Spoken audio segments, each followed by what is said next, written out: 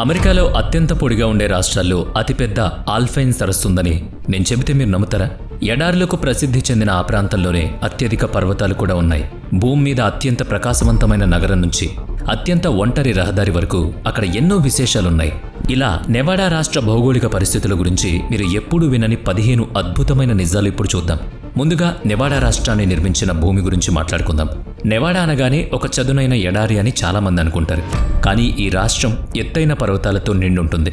అమెరికాలోని అత్యధిక పర్వతాలు ఉన్న రాష్ట్రం ఇదే. అక్కడ పేరున్న పర్వత శ్రేణులు 300కు పైగా ఉన్నాయి. అలాగే 10,000 అడుగుల కంటే ఎక్కువ ఎత్తున్న శిఖరాలు 100 వరకు ఉన్నాయి. ఈ ప్రాంతపు బేసిన్ మరియు రేంజ్ ప్రావిన్స్కు ఒక చక్కటి ఉదాహరణ. ఇక్కడ భూమి పొరలు సాగిపోయి విరిగిపోయినట్లుగా ఉంటాయి. దీనివల్ల ఉత్తర దక్షిణ దిశలుగా పర్వత శ్రేణులు వరుసగా కనిపిస్తాయి. వాటి మధ్యలో చదునైన పొడి లోయలుంటాయి. ఈ భౌగోళిక నిర్మాణం వల్ల లెక్కలేనన్ని సూక్ష్మ వాతావరణాలు అక్కడ ఏర్పడతాయి. అందుకే ఈ రాష్ట్రంలో ప్రయాణించడం అంటే నిరంతరం ఎక్కుతూ దిగుతూ ఉండాలి. పశ్చిమ సరిహద్దులో ఉన్న సియర్రా నెవాడా నుంచి తూర్పున ఉన్న రూబీ పర్వతాల వరకు ఈ శ్రేణులు విస్తరించున్నాయి. అమెరికాలో అత్యంత పొడి రాష్ట్రంగా నెవాడాకు ప్రత్యేకమైన పేరుంది. ఇక్కడ ఏటా సగటున 10 అంగుళాల వర్షపాతం మాత్రమే వస్తుంది. పశ్చిమాన ఉన్న సియర్రా నెవాడా పర్వతాలు అడ్డుకోవడం వల్లే ఇక్కడ వర్షాలు పడతాయి. పసిఫిక్ మహాసముద్రం నుంచి వచ్చే వాతావరణ వ్యవస్థలు ఈ పర్వతాలను దాటాల్సి ఉంటుంది. ఈ ప్రయత్నంలో అవి చల్లబడి తమలోని తేమను పశ్చిమ వాల్లోనే కురిపిస్తాయి. ఆ గాలి నెవాడాలోకి ప్రవేశించే సమయానికి పూర్తిగా పొడిగా మారుతుంది. ఆ పొడి వాతావరణం వల్ల సేజ్ బ్రష్ లాంటి కరువును తట్టుకునే మొక్కలు మాత్రమే ఇక్కడ పుట్టుకొస్తాయి. నెవాడా రాష్ట్రం దాదాపుగా పూర్తిగా గ్రేట్ బేసిన్లో లోపలే ఉంటుంది. ఉత్తర అమెరికాలో బయటికి ప్రవహించని నీటి వ్యవస్థలు ఉన్న అతిపెద్ద ప్రాంతం ఇదే. ఇక్కడ పుట్టే నదులు మరియు ప్రవాహాలు ఏవీ కూడా సముద్రంలో కలవు. బయటికి ప్రవహించే బదులు వర్షపు నీరంతా ఆ బేసిన్ లోపలే ఉండిపోతుంది. ఆ నీరు ఆవిరైపోతుంది లేదా భూగర్భ జలాలను నింపడానికి నేలలోకి ఇంకిపోతుంది. మిగిలిన నీరంతా పిరమిడ్ లేక్ లాంటి ఉప్పు నీటి సరస్సులోకి చేరుతుంది. ఈ భారీ లోతట్టు ప్రాంతం ప్లీస్టోసిస్ యుగానికి చెందిన ఒక అరుదైన అవశేషం. ఆ కాలంలో లాహోంటన్ అనే ఒక ప్రాచీన సరస్సు వాయువ్య నెవాడా అంతటా విస్తరించి ఉండేది. ఇక్కడి భౌగోళిక పరిస్థితుల వల్ల నీటి నిర్వహణ అనేది బతకడానికి చాలా ముఖ్యమైన అంశంగా మారింది. నెవాడా మరియు కాలిఫోర్నియా సరిహద్దులో ఉన్న లేక్ తాహో ఒక భౌగోళిక అద్భుతం. ఇది ఉత్తర అమెరికాలోని అతిపెద్ద ఆల్పైన్ సరస్సు. ఇది 6,200 అడుగుల ఎత్తులో ఉండి పర్యాటకుల్ని విశేషంగా ఆకర్షిస్తుంది. ఈ సరస్సు అత్యంత స్పష్టమైన నీలిరంగు నీటితో ఎంతో అందంగా ఉంటుంది. 2 ఫ్లాట్ లైన్స్ మధ్య భూమి కుంగిపోవడం వల్ల ఈ ప్రాంతం ఏర్పడింది. అమెరికాలో ఇది 2వ అత్యంత లోతైన సరస్సు. దీని లోతు ఏకంగా 1645 అడుగుల వరకు ఉంటుంది. దీని పరిమాణం మరియు ఎత్తు వల్ల ఇక్కడ నీరు ఎప్పుడూ చల్లగా మరియు స్వచ్ఛంగా ఉంటుంది. పర్యాటక రంగం వేగంగా పెరగడం వల్ల ఈ పర్యావరణ వ్యవస్థపై ఒత్తిడి పడుతుంది. ప్రకృతికి మరియు మనుషులకు మధ్య ఉన్న బంధానికి ఈ సరస్సు ఒక మంచి ఉదాహరణ. నెవాడా పర్వతాల వాలులో భూమి మీద అత్యంత పురాతనమైన జీవులు కొన్ని బ్రతుకున్నాయి. అవే Great Basin, bristlecone pine చెట్లు. కఠినమైన వాతావరణంలో కూడా ఇవి ఏళ్ల తరబడి బ్రతుకుతాయి. గ్రేట్ బేసిన్ నేషనల్ పార్క్ లాంటి మారుమూల ప్రాంతాల్లో ఇవి ఎక్కువగా కనిపిస్తాయి. కొన్ని చెట్లు దాదాపుగా 5,000 ఏళ్ల నాటివని పరిశోధకులు చెప్తారు. ఈజిప్ట్ పిరమిడ్లు నిర్మించే సమయానికే ఇవి భూమి మీద చిన్న మొక్కలుగా ఉండేవి. ఇక్కడ కఠినమైన వాతావరణమే వాటి సుదీర్ఘ జీవనానికి ప్రధాన కారణం.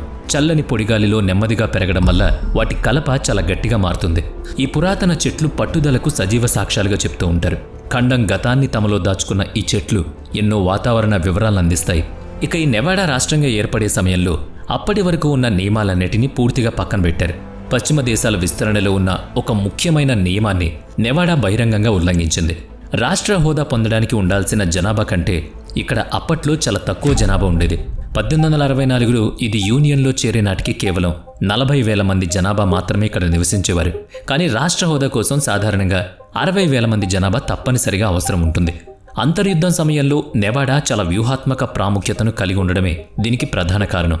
అబ్రహం లింకన్కు ఈ ప్రాంతం నుంచి 2 ముఖ్యమైన విషయాలు అత్యవసరంగా కావాల్సి వచ్చాయి. ఒకటి కామ్స్టాక్ లోడ్ నుంచి వచ్చే వెండి సంపద మరియు మరొకటి తన ఎన్నికల కోసం ఓట్లు. దేశ ఆర్థిక రాజకీయ అవసరాలు సాధారణ జనాభా నియమాన్ని పూర్తిగా పక్కన పెట్టేలా చేశాయి. జనాభా ఆధారంగా కాకుండా భౌగోళిక సంపద ఆధారంగా రాష్ట్రంగా మారిన ఏకైక ప్రాంతం నెవాడా. ఆర్థిక మాంద్యం సమయంలో బ్లాక్ కాన్యన్లో హూవర్ ఆనకట్టను అత్యంత ప్రతిష్టాత్మకంగా నిర్మించారు. ఇది అమెరికన్ చరిత్రలోని గొప్ప ఇంజనీరింగ్ అద్భుతాల్లో ఒకటిగా స్థిరపడిపోయింది. కొలరాడో నదిని నియంత్రించడం ద్వారా ఇది నైరుతి అమెరికా భౌగోళిక రూపాన్ని పూర్తిగా మార్చేసింది. ఈ ఆనకట్ట వరద నియంత్రణతో పాటు వ్యవసాయానికి నీరు మరియు ముఖ్యంగా విద్యుత్ను అందిస్తుంది. ఈ ఒక్క ప్రాజెక్టు వల్ల లాస్ వేగాస్ మరియు దక్షిణ కాలిఫోర్నియా నగరాలు అద్భుతంగా అభివృద్ధి చెందాయి. నీరు మరియు విద్యుత్ రాకతో ఎడారి ప్రాంతమంతా పూర్తిగా కొత్త రూపు సంతరించుకుంది. ప్రచ్ఛన్న యుద్ధం సమయంలో నెవాడా ఎడారి ఒక పెద్ద అణుప్రయోగ కేంద్రంగా మారింది. 1360 చదరపు మైళ్ల విస్తీర్ణంలో ఉన్న ప్రభుత్వ స్థలం అణు పరీక్షల ప్రధాన కేంద్రంగా ఉండేది. 1951 నుంచి 1992 వరకు ఇక్కడ 1000కి పైగా అణు పేలుళ్లు నిరంతరంగా జరిగాయి. గాల్లో జరిగిన 100కు పైగా పేలుళ్ల పొగ లాస్ వేగాస్ నగరం నుంచి కూడా స్పష్టంగా కనిపించేది. ఈ ప్రయోగాలు ఇక్కడ భౌగోళిక పరిస్థితులపై శాశ్వతమైన ముద్ర వేశాయని ఖచ్చితంగా చెప్పొచ్చు.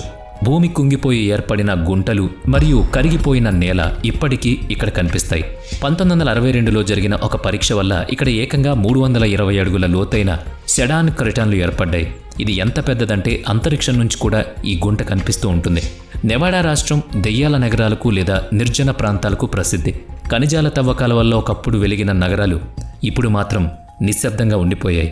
భూమిలో ఎక్కడా బంగారం లేదా వెండి దొరకనప్పుడు రాత్రికి రాత్రే అక్కడ ఒక పట్టణం వెలిసేది. ఊహించని విధంగా బ్యాంకులు మరియు పత్రికలతో సహా అన్నీ అక్కడ వేగంగా పుట్టుకొచ్చేవి. డబ్బు సంపాదించాలనే ఆశతో వేలాది మంది ప్రజలు ఆ మారుమూల ప్రాంతాలకు తరలి వెళ్లేవాళ్ళు. కానీ ఆ ఊళ్ళు అన్నీ పూర్తిగా గనులపైనే ఆధారపడి తమ మనుగడ సాగించేవి. ఆ గనుల్లో ఖనిజాలు అయిపోగానే అవి ఖాళీ అయ్యేవి. నెవాడా బేసిన్ గుండా వెళ్లే ఒక రహదారి ఈ రాష్ట్ర శూన్యతను స్పష్టంగా చూపిస్తుందందుకే. అదే రాష్ట్రం నడిబొడ్డున ఉన్న ప్రసిద్ధ యుఎస్ రూట్ 50 రహదారి 1986లో లైఫ్ మ్యాగజైన్ దీన్ని అమెరికాలోని అత్యంత ఒంటరి రహదారిగా అధికారికంగా ప్రకటించింది. దారిలో ఆసక్తికరమైన ప్రదేశాలు ఏవీ ఉండవని, మనుగడ నైపుణ్యాలు ఉంటేనే అటుగా వెళ్లాలని హెచ్చరించింది. ఆ పేరు అలాగే నిలిచిపోయింది. కానీ చాలామందికి ఆ ఏకాంతమే ఎంతో ఇష్టంగా మారిపోయింది. ఈ రహదారి నెవాడా ప్రధాన భౌగోళిక ప్రాంతాల గుండా చాలా దూరం సాగుతుంది. నెవాడాలో భూ యాజమాన్యం అనేది నిజంగా ఒక ఆసక్తికరమైన భౌగోళిక అంశం. నెవాడా భూమిలో ఏకంగా 80% ఫెడరల్ ప్రభుత్వం చేతిలోనే ఉంటుంది. అమెరికాలోని ఏ ఇతర రాష్ట్రాల్లోనూ ఇంత ఎక్కువ శాతం ప్రభుత్వ భూమి లేదు. 19వ శతాబ్దంలో వ్యవసాయం చేసేవాళ్లు నీరు ఉన్న భూములను మాత్రమే తమ సొంతం చేసుకున్నారు. మిగిలిన పొడి భూమి అంతా అనాథగా ప్రభుత్వ ఆస్తిగా మిగిలింది. బ్యూరో ఆఫ్ ల్యాండ్ మేనేజ్మెంట్ లాంటి సంస్థలు ఈ భూములను తమ ఆధీనంలో నియంత్రిస్తాయి.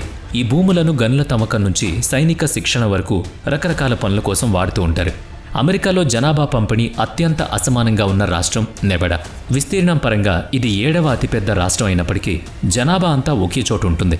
దాదాపు 30% నెవాడా ప్రజలు క్లార్క్ కౌంటీలో మాత్రమే నివసిస్తూ ఉంటారు. అందరికీ తెలిసిన ప్రసిద్ధ లాస్ వేగాస్ నగరం ఉన్న ప్రాంతం ఇదే. ఈ విపరీతమైన కేంద్రీకరణ వల్ల పట్టణాలకు మరియు గ్రామీణ ప్రాంతాలకు మధ్య పెద్ద తేడా కనిపిస్తుంది. మిగిలిన ప్రాంతమంతా కూడా జనాభా లేకుండా ఖాళీగా పశువుల కాపర్ల ప్రాంతంలో ఉంటుంది.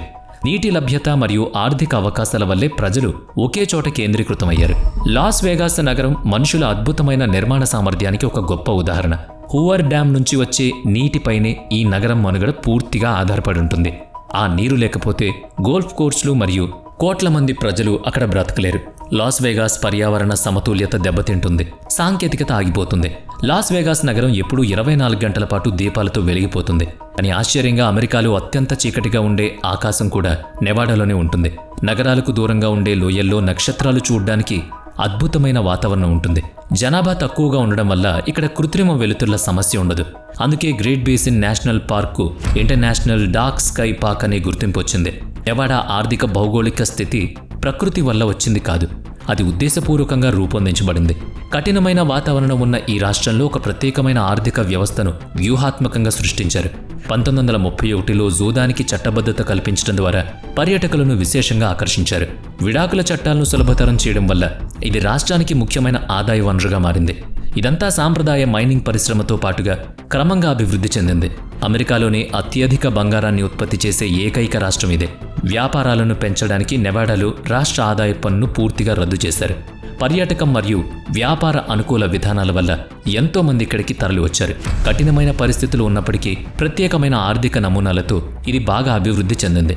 నిజంగా నెవాడా అమెరికాలోని అత్యంత తీవ్రమైన రాష్ట్రాల్లో ఒకటిగా నిలుస్తుంది. వీడియో నచ్చితే లైక్ చేయండి, షేర్ చేయండి. ఇప్పటి వరకు మన ఛానల్ని సబ్స్క్రైబ్ చేయనట్లయితే ఇప్పుడే సబ్స్క్రైబ్ చేసుకుని పక్కనే ఉన్న బెల్ ఐకాన్పై క్లిక్ చేయండి. నెక్స్ట్ వీడియోలో మళ్ళీ కలుద్దాం. Thanks for watching.